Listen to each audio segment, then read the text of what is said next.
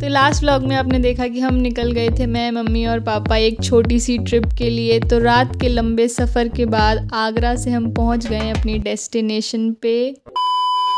तो हम आ पहुंचे थे भारत के सबसे पुराने शहर बनारस में, और यहाँ से शुरुआत करते हैं। यहाँ का रेलवे स्टेशन ही कुछ अलग था। यहाँ पे जो पिक्चर्स लगी हुई थी वो इतनी मनमोहक थी, ऐसा लग रहा था बस उन्हें देखते ही जाओ, देखते ही जाओ। हालांकि बहुत भीड़ थी क्योंकि सावन चल रहा है, लेकिन यहाँ का स्टेशन, मैंने रुक के पहले रेलवे स्टेशन को एंजॉय किया। And I will suggest you guys, आप भी पहले इस वाइब को एंजॉय कीजिए, फिर अपना सफ़र शुरू करिए बनारस में।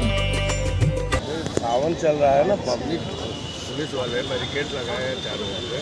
अगर डायरेक्ट आप नहाना चाहते हैं, हाँ,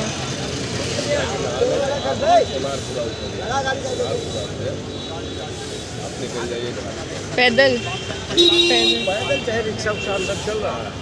जैसे गाड़ी का अलाउ बंद कर दिया है। दशमेध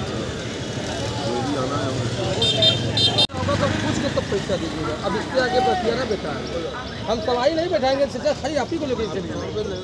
120 रुपया मांग रहे हैं चाचा, ये भी नहीं सोचते आप किराया मांग रहे हैं 30 रुपये के हिसाब से। 5 लोग गोनी का समय है, आप बैठ जाइए चाचा। 100 रुपये देंगे भैया, आपसे क्या 100 रुपये देंगे। आगे में तो सवारी बैठा दें। एवरीवन इज सेइंग चाचा चाचा। ये मेरा एक्सेंट बदलने वाला है जल्दी ही, लाइक इन फ्यू मिनट्स। तो बनारस में घुसते ही मुझे सबसे पहले क्या फ़ील हुआ मुझे नहीं पता, शायद शब्दों में मैं एक्सप्रेस नहीं कर पाऊँगी, लेकिन मैं बहुत खुश थी। एक कांस्टेंट स्माइल थी मेरे चेहरे पर। शायद मैं यहाँ बहुत टाइम से आना चाहती थी और मम्मी पापा के साथ आई थी, इसलिए मैं और ज़्यादा खुश थी। कितना टिकट होता है? वहाँ जाकर बात करना पड़ेगा, उनका आरती से कोई नहीं देख पाता है। टिकट की वजह से टिकट लगता है भाई, वहाँ सभी लोग नहीं जाते हैं रात में।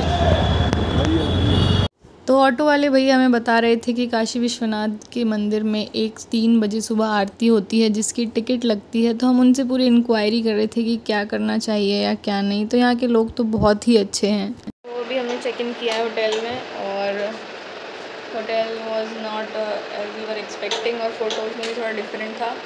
तो जो भी आ रहा है पहले से बुकिंग मत कराओ या यहाँ के करो और सस्ता भी पड़ेगा। तो हमारे साथ तो स्कैम हो गया है, पर आप बच के रहिए। पापा तो बहुत ही नॉट सेटिस्फाइड है। एसी नहीं ऑन हो रहा है और कमरा भी काफ़ी छोटा है, और इसमें हमने एक्स्ट्रा बेडिंग का भी चार्ज दिया है, पर वो कहाँ होगी वो हमें नहीं पता। ये थोड़ा सा मूड ऑफ है। निकल गए हैं दशमेध घाट के लिए। ये संकट मोचन मंदिर कहाँ पे है? आपका यहाँ 2 किलोमीटर है। लंका दुर्गा मंदिर, और वहाँ जाके स्नान करेंगे। पहले पापा की इच्छा है पहले स्नान करने की, और उसके बाद जाएंगे हम काशी विश्वनाथ के दर्शन करने। जी ये है बनारस की गलियाँ।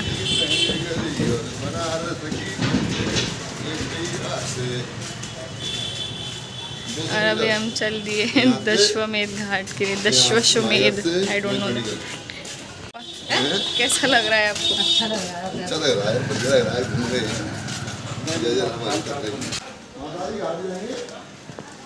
भोलेनाथ का मंदिर है, घर भी होगा। ये तो घर है किसी का। डॉग यहाँ खा लेते हैं पापा।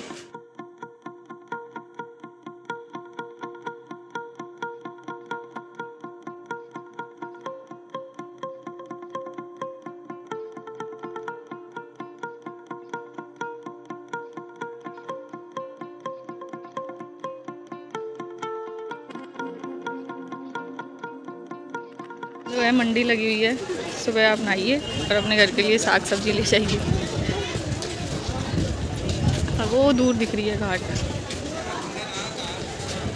तो ये है दशाश्वमेध घाट, यहाँ की सबसे ज़रूरी और सबसे महत्वपूर्ण घाट जो हमारे रिलीजियस बुक्स में लिखा हुआ है उसके अकॉर्डिंग।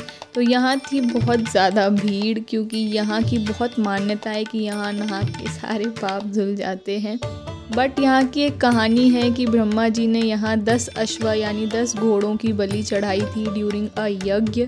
इसीलिए इसको दशाश्वमेध घाट। और कई जगह पर ये कहानी है कि ब्रह्मा जी ने शिव जी के स्वागत के लिए बनवाया था ये घाट। इतनी गर्मी है कि मैं तो बाहर बैंड बज गई मेरी, बहुत गर्मी है। सारे लोग तमिल से आए हैं, मतलब तमिल कह रही हूँ, साउथ से आए हैं और इनके पहने हुए हैं ये लोग अपना बैच नंबर ताकि खो ना जाएं। ये लोग पूरा एक साथ झुंड बना के चलते हैं। सबसे बड़ी बात यहाँ पे नहाने का महत्व भी है, दशाश्वमेध घाट है और यहाँ पे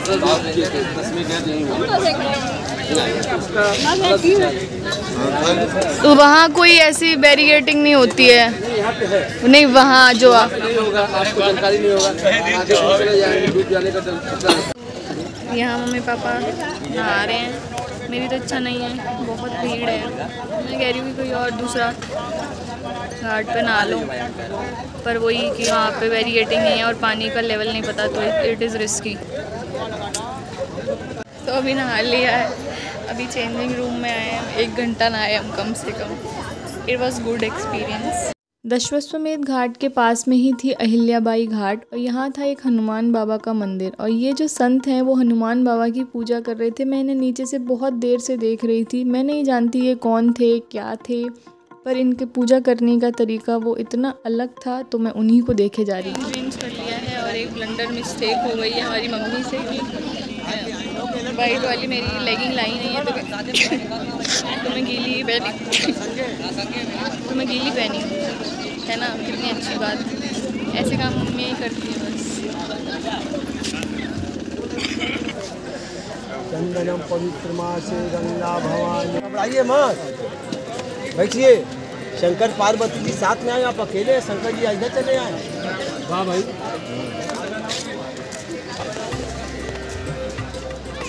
गंगा मैया सदा सौहार्दवती रहिए और दूधो नहाइए, फूटो पड़िए, बाल बच्चे से गंगा मैया रहिए।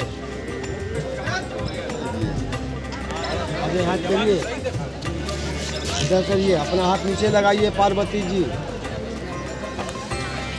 बोलिए, शिव जी, विष्णु जी, गंगा माता आपके सन्निधान से बचाएंगे जी। और स्नान कर ले। अभी हम बोट में जा रहे हैं।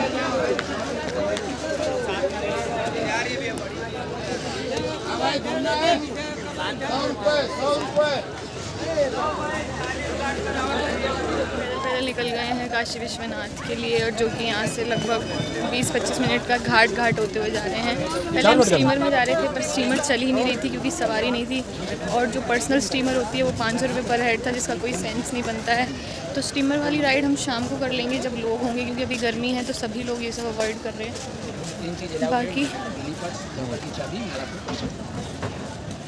बाकी अभी हम पैदल ही निकल गए हैं घाट होते हुए। बहुत गर्मी है, बाप रे बाप। हम जा रहे थे ऐसे घाट होते हुए, लेकिन इन भैया ने बोला कि आगे भी सीढ़ियाँ होंगी और इससे ज़्यादा होंगी। पता नहीं ये स्कैम है या नहीं, पर हम तो चढ़ गए हैं। यहाँ से आसान रास्ता है ऐसा बोला उन्होंने, एंड पापा को बहुत डिफ़िकल्टी हो रही है।